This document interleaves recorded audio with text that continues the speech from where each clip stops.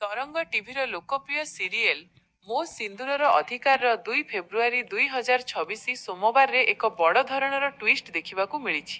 तले आजिर मुख्य विषय वस्तु संक्षेप दिगला। 2 फेब्रुआरी 2026 मुख्य घटनावली।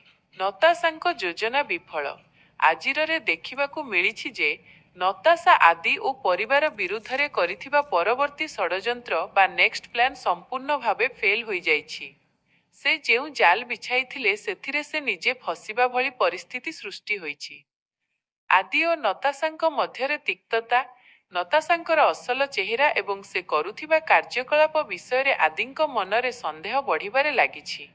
नताशा एहाकु नेई भयभीत अछंती काले तांकर सत समस्तंक सामनाकु आसीजिबो। अंबिकांकु विवेकंक साहस, विवेक अंबिकांकु दुर्बल नहेबा पई बुझाउछंती एवं निज अधिकार पई लढिबाकु उत्साहित करुछंती। परिवार भितरे चालिथिबा एही मानसिक युद्ध एक नुआ मोड़ नेइछि। आगामी ट्विस्ट।